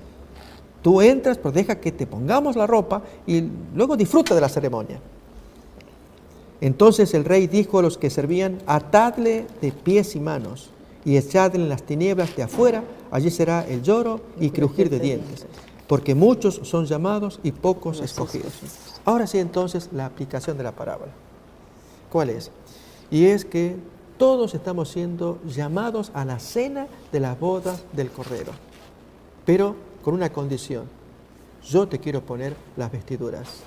Y eso aparece en el mensaje a la Odisea, donde Jesús dice, yo tengo contra ti que tú eres tibio, ni eres ni una cosa, ni caliente, ni frío. Ni fría. Por lo tanto te vomitaré. Eso, por lo tanto te vomitaré. Pero yo te aconsejo esto, que de mí compres oro refinado en fuego, pero luego viene la expresión, y vestiduras blancas para vestirte. Yo te proveo las vestiduras. Si yo te las proveo, tú vas a entrar en la cena de las bodas sin problemas porque yo te las pongo. Pero antes de eso, Pero ocurre que algunos no quieren ponerse las ropas. Y entonces deciden hacer su voluntad en lugar de aceptar la voluntad del Señor que quiere proveerles esa ropa. Entonces el punto acá sería en qué consiste estas vestiduras blancas. Que Jesús provee. Él provee, yo te doy las vestiduras. Estas vestiduras es el mismo carácter de Jesús que se le acredita a ese invitado. De modo que el dueño, en lugar de ver a esa persona pecadora, mala, como dice la parábola, está viendo la ropa que lo disimula, una ropa blanca, preciosa, las acciones justas de los santos, que estamos mirando acá. La ciudad, el reino, los edificios, se engalana con esos libros que están siendo estudiados y depurados. Es el juicio investigador. Empezó con Adán, sigue a lo largo de los siglos con todos los muertos creyentes. La semana que viene vamos a estudiar acerca del milenio, que es el juicio de los pecadores. El juicio se divide en dos grandes partes. Primeramente el juicio de los santos buenos y luego vendrá el turno de los pecadores. El juicio ya empezó y no para desde 1844, de acuerdo a Daniel capítulo 7 y capítulo 8. Empezó. Luego viene Jesús en la segunda venida para llevarse a sus invitados a la cena de las bodas, y el juicio va a continuar todavía, pero con los pecadores que se perdieron durante 1000 años. Eso veremos la semana que viene. Entonces, el punto acá importante es esa vestidura, las acciones justas de los santos, representa el carácter de Jesús, que se le acredita, que se le imputa, que se le coloca a ese invitado indigno, malo, pecador. Habíamos leído la parábola, pero eso para Dios no cuenta, porque se le pone, si es que ese hombre acepta que Jesús le cubra, que acepte el perdón de Cristo cuando el hombre le confiesa su pecado, se entrega a Él, Jesús le da su justicia. Un tema precioso de la transacción que Dios hace, que recibe del hombre pecador un corazón feo, pecador, y Dios le transfiere una ropa espiritual, que es el carácter de Cristo, que se le acredita a esa persona. Pastor, después que hemos visto acerca de la diferencia de los invitados, cuáles son los invitados y quién es la novia del Cordero, ahora, y después de haber visto que todas las excusas que pusieron los invitados a la cena, y sin embargo el Señor mandó y invitó a otros invitados no deseados, pero para Él era muy importante que llegaran.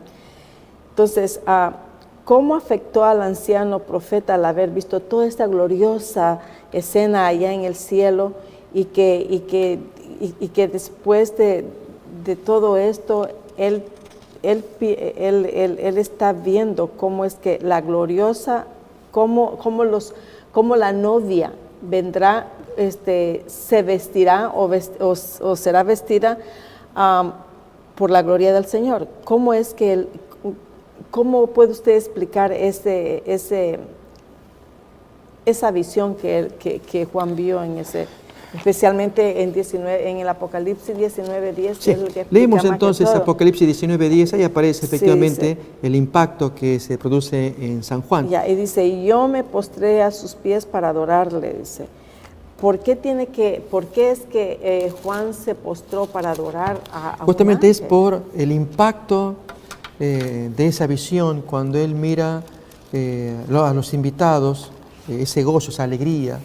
Y él tiene gozo también, los que son llamados a la cena, a la fiesta de ese casamiento. Pero lógicamente comete el error o olvida que lo que hay allí es una criatura como él.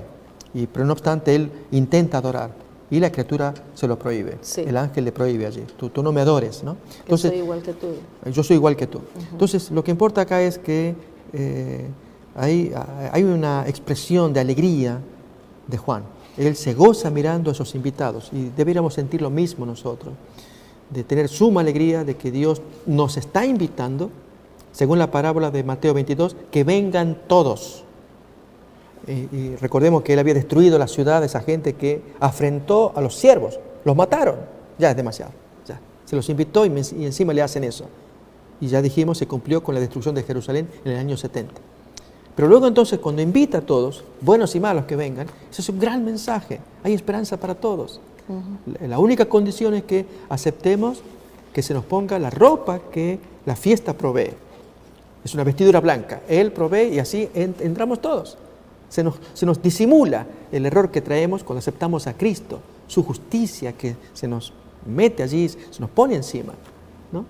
Pero es aquí que en la parábola se contó que uno se escapó, se logró meterse. Lógicamente en el cielo Dios no va a permitir eso, pero se cuenta como parábola para enseñarnos esa lección. Y entonces... ¿A quién representa este incluido ahí? Más bien este metido, diríamos así, ¿no? A mucha gente que pretende entrar a la fiesta del cielo conservando su propia vestidura. No le interesa la vestidura que provee la gente de la fiesta. No. Prefiero la propia, la mía. Eso muestra a gente que conserva rasgos carnales, que tiene todavía actitudes carnales de pensamiento y acción. No se somete a la voluntad del Señor. Recordemos el Padre Nuestro. Venga tu reino, hágase tu voluntad. Y entonces el individuo, ¿cómo parafrasea el Padre Nuestro? Sí, que venga tu reino, así me tomas que soy un invitado para que yo haga mi voluntad allí en tu reino. No. Entonces, hacer eso no puede. Es la voluntad del Señor que se hace allá y que quiere que se haga acá en la tierra y en nuestros corazones también en particular. Okay. Entonces, ese efecto fue grande para Juan, ¿verdad? El ver todo eso. Así es. Y entonces aparece una muy linda enseñanza a continuación, que vale la pena refrescar acá. Y es, miremos cómo termina esta porción, versículo 10. Y el ángel me dijo, mira, no lo hagas, yo soy consiervo tuyo y de tus hermanos que retienen el testimonio de Jesús. Adora a Dios, a mí no, hazlo a Dios.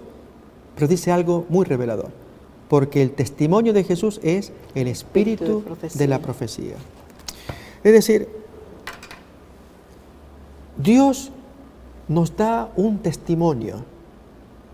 Ese testimonio llega a los hombres. Esto así arranca Apocalipsis capítulo 1, que es el testimonio que viene de parte del Padre, que se lo da a Jesús, Jesús se lo da a un ángel, y el ángel se lo da a Juan para que luego lo escriba a las iglesias.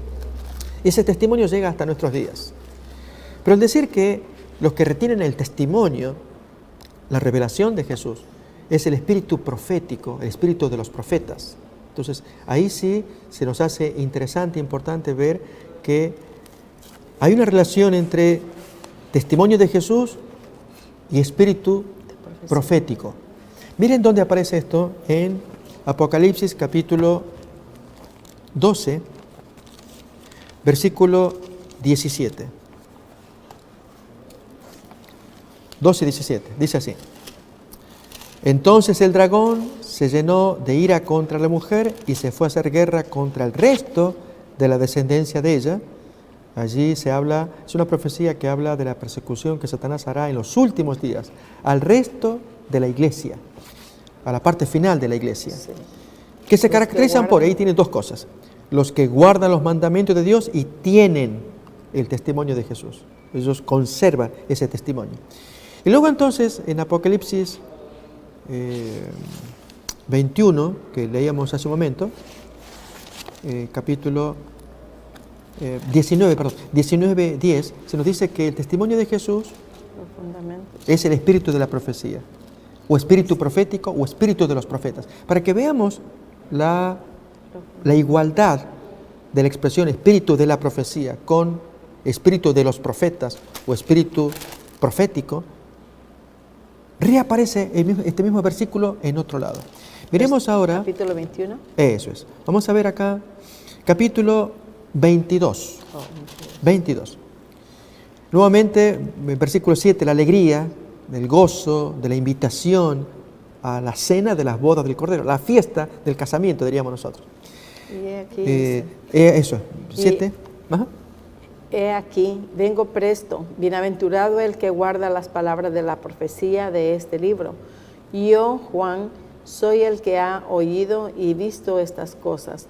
Y después que hube oído y visto, me postré para adorar ante los pies del ángel que me mostraba estas cosas. Y él me dijo, mira, no lo hagas, porque yo soy siervo contigo, y con los hermanos, los profetas, y con los que guardan las palabras de este libro, adora a Dios. Eso es. Otra vez esa alegría que llevaba Juan, que le revelaban cosas, Él viene pronto, felices los que guardan las palabras de este libro, del Apocalipsis, y de la alegría pues comete el mismo error, arrodillarse ante el ángel y adorarlo, y el ángel le advierte. Entonces dice otra vez el 8, y después que las hube oído y visto, me postré para adorar a los pies del ángel que me mostraba estas cosas, pero él me dijo, mira, no lo hagas. Al final dice, adora a Dios, o sea, no lo hagas, porque yo soy consiervo tuyo y de tus hermanos, los profetas. Antes decía, los que retienen el espíritu de profecía o el testimonio de Jesús. Y ahora va a decir entonces, de tus hermanos, los profetas, y de los que guardan las palabras de este libro. Adora a Dios. ¿Sí? Entonces, notamos que el texto nos está diciendo que en dos ocasiones aparece la expresión, la adoración primeramente, en dos textos. ¿Sí? En uno se nos dice que el ángel le explica, no lo hagas, yo soy consiervo tuyo y de tus hermanos que tienen el testimonio de Jesús. En el otro, que el testimonio de Jesús es el espíritu de la profecía. Y en el otro, no lo hagas, yo soy consiervo tuyo y tus hermanos, los profetas. Así que tener el testimonio de Jesús, tener el espíritu de la profecía y ser considerado profeta es sinónimo. Nuevamente, es tener el testimonio de Jesús, tener el espíritu profético y ser considerado profeta. Todo ello es sinónimo. Por lo tanto, en Apocalipsis 12:17, donde dice que Satanás se ira contra los que guardan los mandamientos de Dios y tienen el espíritu profético. Se aira contra los que guardan los mandamientos de Dios y tienen a un profeta. Tremendo la derivación. ¿Sí? Efectivamente, Dios protege a su pueblo mediante el don de la profecía.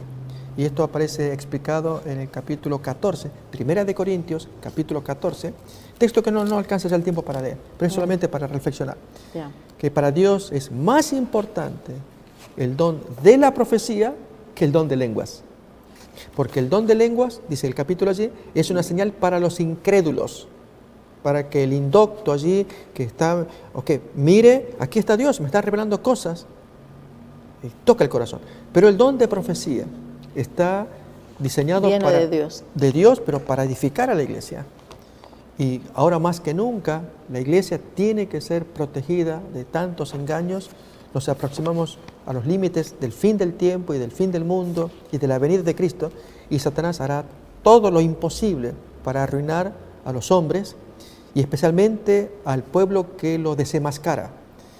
Y allí estamos nosotros. Y lo más curioso, pastor, es de que cuando el Señor manda algún mensaje profético o algún mensaje a su pueblo, es cuando el pueblo de Dios está en peligro. Así es. Casi siempre ha sucedido eso.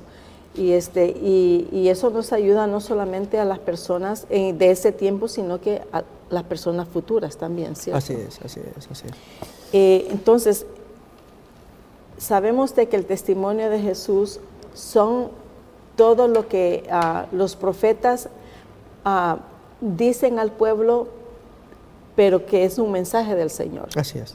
Okay. Entonces nosotros no estamos tan mal tampoco, tenemos una profeta. Bueno, queridos amigos y hermanos, esta lección ha estado bastante interesante y nosotros esperamos que ustedes hayan aprendido lo mismo que yo he aprendido en esta tarde. Y pastor, les quiero dar las gracias por su asistencia y por su gran ayuda, aporte a esta lección tan interesante, de que así como han aprendido ellos, también yo he aprendido esta tarde en gran manera. Les damos las gracias por su asistencia y esperamos en Dios de que tengan una bonita semana, un fin de semana, un hermoso sábado. Que el Señor los bendiga. Pastor, igualmente, que el Señor los bendiga. Feliz sábado. Igualmente también a usted. Y que Dios los bendiga también. Amén. Amén. Toma todos esos sueños.